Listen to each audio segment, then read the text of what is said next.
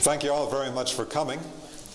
I'm Robert Gilbert with the Vesica Institute in Asheville, North Carolina, and we're very proud to be sponsoring Dr. Ibrahim Karim from Cairo, Egypt, to be with us here.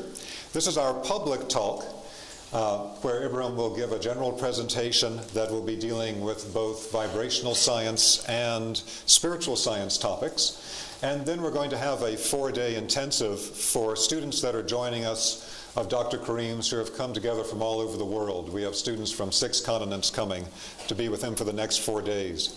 Before we start with Dr. Karim, he's asked me to give a general introduction to his work. So that's where we're going to start here. With our first slide, this is our friend, Dr. Ibrahim Karim. Dr. Karim, as you might know, is the developer of the field of biogeometry, or how geometric forms affect life functions. And to give you a sense of the work of Dr. Karim, it's very helpful to start with the ancient Egyptian temple science. Dr. Karim will often reference the ancient Egyptian temple science in his work. Dr. Karim's work in biogeometry is a universal science that connects to all traditions throughout the world and is not limited to the knowledge and practices of ancient Egypt. But Dr. Karim is an expert in the knowledge and practices of the ancient Egyptian temple science. In ancient Egypt, they understood that they were constantly interacting with conscious forces of nature, and they termed these conscious forces of nature the netters. In the hieroglyphic language, there aren't vowels, simply consonants represented. And so the consonants NTR are in the hieroglyphic text representing these conscious forces of nature that they refer to as the netters. Netter is a foundation for our modern English term, nature. And when you read these texts from the Old Egyptian hieroglyphs translated into English, they will often use the term god or goddess when they are translating the term netter. But this can lose something in the translation because, again, the Egyptians understood they were interacting with conscious forces of nature, and they understood how to have a communication code with these conscious forces of nature. Virtually every classical tradition in the ancient world had some type of shamanic science in which they knew how to talk with forces of nature. And particularly in ancient Egypt, they had mastered these communication codes. One way that these codes manifest is in pure geometric form, that the forms themselves hold a particular type of vibrational or energetic content that connects with higher realms through resonance and harmonics. In this particular illustration that we have received from Dr. Karim, it shows a netter interacting with the pharaoh. And the interaction between this force of nature and the pharaoh is through particular forms held in the hand. These forms have a geometric form to them, but their geometric form actually emits specific vibrational qualities. And this is one of the secrets of the ancient Egyptian temple science, that some of the forms that we see from ancient Egypt, like the form of the Ankh, is not simply a metaphor, is not simply a symbol for life, but the form itself actually emits a carrier wave, emits a vibration that has an effect on living beings. So what we see represented here is that in ancient Egypt they knew how to communicate with the forces of nature through these communication codes, including that of geometry. And these geometric forms have a vibrational content as well as a symbolic meaning. One of Dr. Karim's friends, when he was learning vibrational science in Egypt, was a Coptic medical doctor, Dr. Khalil Masih. And Khalil Masih did a tremendous amount of research in looking for particular types of forms from ancient Egypt that were spread throughout museums in Middle East and Europe. And the form you see here is a form known as the Wadj. In Europe, it's known as the Egyptian pendulum. This particular form is one that is represented in many European and Middle Eastern museum collections, and they usually simply label it as some type of ritual object. But ritual object is just a description they give for something that they don't know what it is or how it was used. What it actually is a pendulum that has a specific type of vibrational emission from it. The vibrational emission from this pendulum comes from the hemispherical cap at the top and the vibration that it emits is modified by what looks like zigzag lines, similar to a specific letter in the hieroglyphic language, that changes the vibration so that the emission from the tip has a penetrating carrier wave of energy. And hundreds, if not more, of these objects have been unearthed in archaeological digs in Egypt, which is why they're so common in so many museum collections. So in ancient Egypt, they used a science using these forms and their vibrational qualities to communicate with natural forces and to develop a science of being able to differentiate different vibrational qualities and to know their effect on living beings, both as far as energetic and health effects, as well as effects on consciousness. This particular slide comes from a German woodblock print of Saint Liudger. Saint Liudger is a Catholic saint who is connected to the building of the cathedrals. And he's shown holding two forms. One is the cathedral, and the other is a staff of authority that has a very specific geometric form to it. The top of the staff has this type of spiral movement that works as a type of antenna to receive and send energy. Although it's hard to see in this woodblock print image, if you look at the staff, there are small projections at different lengths of the staff. By holding the staff at different points that are marked on it, you can use the staff as a vibratory device, and at one particular length of the staff, you can isolate a wavelength that is connected to determining a specific vibratory quality, such as underground water, or the vibrational quality of what would classically be referred to as the quality of a sacred power spot, or another type of vibrational quality needed in the differentiation in finding a land location and correctly building a building that had the spiritual qualities to become a true temple or a true church. And so this knowledge from ancient Egypt actually spread in multiple directions. You can find aspects of it in the Jewish Kabbalah, in the Greek Kabbalah, and then moving into Europe with the esoteric research of the Catholic Church, and then later with the Jesuit order, which particularly focused on the knowledge of ancient Egypt. In medieval times in Europe, they did types of vibrational testing to find lines of energy in the earth. And these earth grid energies were classically used for demarcating specific vibrational qualities in a location, and also they would build sacred structures directly on the earth lines. The earth lines could be used either for placing the walls of the building on or the central axis of the building. And so this woodblock print shows in medieval times the dowsers of that time, vibrationally testing for where the lines of energy are running in the earth to plan out the city. In Dr. Karim's biogeometry work, a tremendous amount of detail has been developed talking about the ways that we can detect these earth energy lines and the methods used in ancient times that have now been updated into modern methods to be able to build and work with these earth energies in the classical method of either developing a single building or actually shaping the energetics of entire neighborhoods, communities, or cities. This particular slide here looks at the way that in placing any type of sacred site, which in modern times would be a church in Europe, they would find a place that multiple energy lines come together that are running a specific type of energy. Again, this is an energy often referred to as the energy of sacred power spots. And one of Dr. Karim's accomplishments, as we'll mention in just a moment, has been to actually identify the specific vibrational quality of power spots. In this particular German analysis of this particular church, you can see that there are multiple lines of energy that are crossing at a particular location. The place of the multiple crossings of lines of energy is where they will place the altar within the church.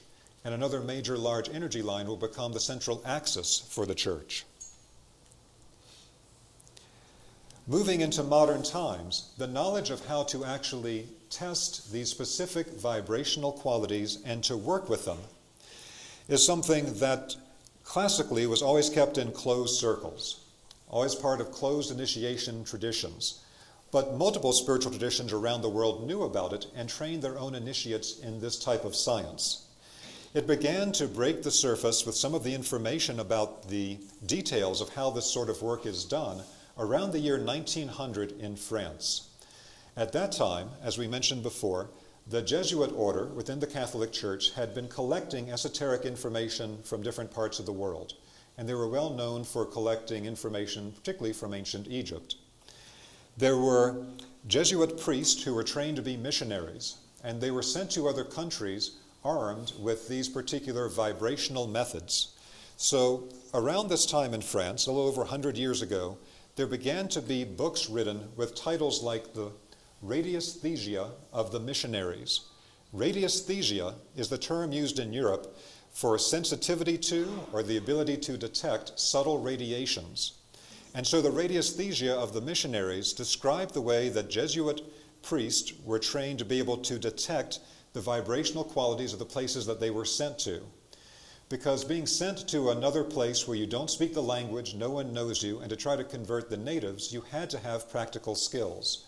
So with this vibrational science, they could do things like find sources of drinkable water. They could test what food was edible and what was not. They could find exactly what local plants would be medicinal for specific types of illnesses or health problems.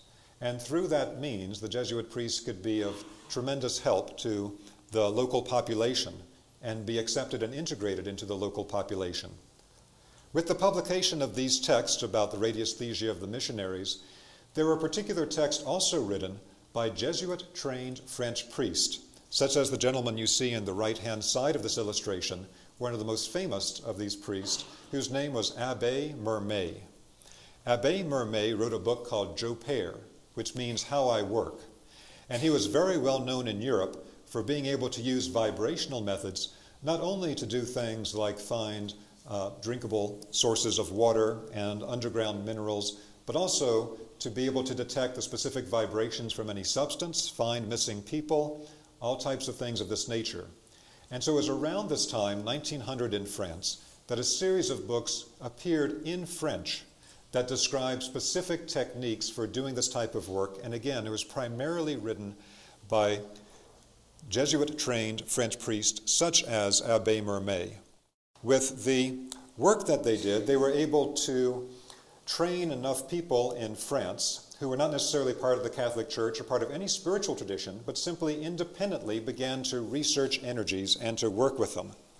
And this then allowed the rediscovery of some of the secret knowledge that had been embedded in some of the ancient sites of the world, particularly in Egypt, because the French researchers, which had gained thousands or tens of thousands of practitioners into radiesthesia by the 1930s, these researchers really focused primarily on ancient Egypt as a source for their knowledge, because they said that although many cultures understood this vibrational science, it was the ancient Egyptian temple science that had taken the work the furthest. And so with illustrations such as this, one of the people that pursued this work was a Russian named Kerner Skariatin, who wrote books under the name of Enel. And in this particular text, he looks at the specific rays of energy that are present in particular geometric forms. And particularly, he lived in Egypt, and he tested in the Great Pyramid and found a particular ray of energy that came into the Great Pyramid, not in the center of the pyramid, but at 6 degrees 15 seconds off of the center. That deflection is a particular ray of energy that was then used in the construction of the king's chamber of the Great Pyramid, because the sarcophagus in the king's chamber of the Great Pyramid is at 6 degrees 15 minutes off of center. So using this knowledge, they're able to directly detect the specific vibrational qualities that these buildings were constructed to amplify or to catch for specific applications. In 1933, something very important happened with this, at this point, free body of French research, now no longer associated with any specific spiritual tradition. And at that time, a particular researcher named André de Bellezalle, along with his co-worker Leon Chalmeret, were able to isolate a specific range of vibrational qualities that became a type of vibrational spectrum. They built on the work of earlier pioneers like Louis Turin, a radio engineer in France. But this individual that you see in these pictures, de Bellezalle, was able to finish the spectrum. So just as we have today an electromagnetic spectrum that allows us to create electromagnetic technologies, So at that time, in 1933, they completed this understanding of the range of vibrational energies that are too subtle to be picked up by electromagnetic detection equipment. However, these subtle energies were known to the ancient spiritual traditions who practically applied these energies, and these particular energies do affect living beings, all biological life, in a profound manner, although again, simple electromagnetic detection equipment will not detect their presence. They split the spectrum up into 12 different parts, and they completed the spectrum when they identified a penetrating carrier wave of energy that they referred to under the somewhat confusing name of negative green. Without going into detail as to why they called it negative green, we'll simply say it's a very strong penetrating carrier wave that can be emitted by specific geometric forms. And this particular carrier wave of energy was found by the French researchers to be capable of penetrating thicknesses of lead that could not be penetrated by X-rays. So with the research that they did, you can see de Belazal in front of an array of hemispheres pointing in a particular direction. They could actually manifest and amplify, sometimes to a dangerous extent, this particular vibration through these types of methods. You'll also see an illustration of a hemisphere and pyramid form. They found that these forms actually emit this penetrating carrier wave from their base. And so both the dome and the pyramid have specific applications for energy purposes because they are what Dr. Karim refers to as polarized geometric energy emitters. In other words, they send a wave of energy in a specific direction, and that wave of energy can be engineered for specific purposes. But the main thing to take away from this slide is that in 1933 they were able to complete this spectrum of all the vibrational energies that affect living beings that are not known to modern science, but that were known to the great classical traditions of the world. In fact, as you see in this particular chart by Kerner-Skariatin, the Russian who lived in Egypt and used the French methods of vibrational research that they called Radiesthesia, they were able to isolate with the 12 bands of energy that they detected in the spectrum exactly what types of vibrations came from what types of forms and were also present in what types of illness and disease microorganisms. This also meant that they could isolate the specific type of subtle vibration that could neutralize the energy coming from these disease microorganisms. And this is very precise type of knowledge. They may refer to these things in the different vibrational qualities under the names of colors, but it's not simply a color. Color is one way that these vibrations manifest in what Dr. Karim refers to as scales of quality. So the complete vibrational spectrum, creating all the possible effects on living beings, will appear in the scale of quality of color, but also in the scale of sound, also in the scale of motion and angle and shape and proportion. They are all qualitative scales that create very specific energetic effects. Now, most of this French research is somewhat lost at this point. At the Vesica Institute here in Asheville, we have been working for some years to translate them into English for the first time, and we have translated over a dozen of these texts into English, and their knowledge is integrated into our biogeometry courses that we teach under the auspices of Dr. Karim. And this brings us to Dr. Karim's own work. And Dr. Karim has, over the last 40 plus years, taken the French work and taken it much, much further. He's added many aspects to it and created a complete vibrational science from it that he has now standardized in the biogeometry training and that we're now able to offer as standardized foundation and advanced trainings in the work. After people complete the foundation and advanced trainings, they can then come to courses such as the one starting tomorrow, where Dr. Karim offers more advanced information.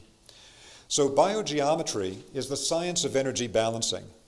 We often refer to it as nature's own design language of shape, sound, color, motion, angle, proportion. All the way that nature creates vibrational and energetic effects are things that are studied and applied in biogeometry.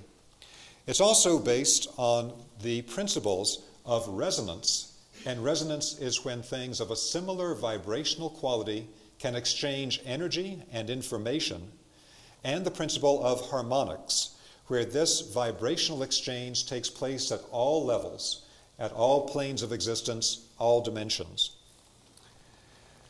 Now, one of the remarkable things inside biogeometry is that it has practical methods for us to directly detect specific vibrational qualities, differentiate them one from another, and to apply them or transform them for practical purposes. Dr. Karim has also succeeded in identifying a specific vibrational quality not discovered by the French, that is the vibrational quality that balances all living energy systems. This is an energy that Dr. Karim has coined the BioGeometry 3, or the BG3, because it has three specific components, but they come as one totality. So sometimes Dr. Karim will refer to this as the one energy quality, but it's like the mystery of the Trinity, where the three is one and the one is three. But Dr. Karim's original research was able to isolate the three specific vibrations that do balance all living energy systems, the BG3. One of the most fundamental parts of biogeometry is something called the physics of quality. Dr. Karim's physics of quality is a complete conceptual foundation for a new vibrational science that is the missing part of the science that we have today in modern science and physics. Because the science we have today is purely a science of quantity, and quality is not allowed. So the physics of quality describes the way that vibrational qualities work to affect all living beings, and that this is the flip side of the quantity that is studied today.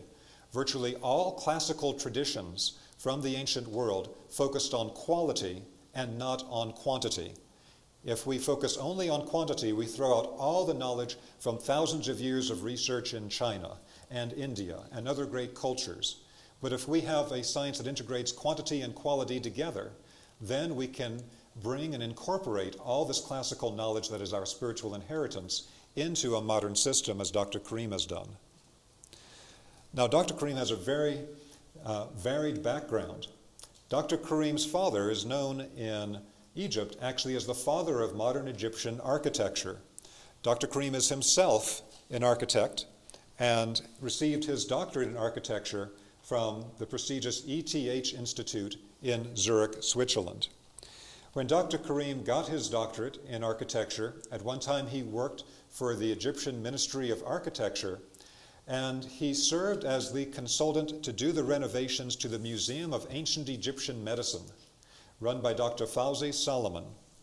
And as Dr. Karim was working with Fawzi Solomon on the Museum of Ancient Egyptian Medicine, Dr. Karim learned many things from him having to do with ancient Egyptian medical practice, and he was also introduced to a whole group of esoteric and vibrational researchers in Egypt, including Dr. Khalil Messiah, who we referred to earlier. Through these contacts, Dr. Karim began to learn a lot about vibrational science and also about the French radiesthesia methods from the 1930s that we mentioned previously. Dr. Karim actually went at a later time to Paris, France, to the particular location, the Maison de la Radiesthesia, that was the collection point for all the French vibrational research. And when he arrived there, in a sense, he was recognized by the woman that ran the place, although he had never contacted them previously. And she said, "You're the person who's supposed to take this work forward." And she took him down to the basement and gave him this treasure trove of original research notes, equipments, out-of-print books from all these researchers in trunks to take back to Cairo. And she made a very good choice, because Dr. Karim has used this and has made it the foundation that he's built the greater advancements of biogeometry on.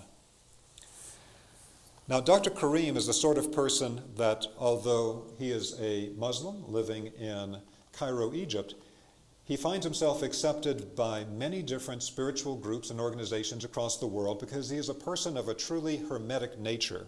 He is a person that has a type of universal spirituality that is not confined to any one tradition.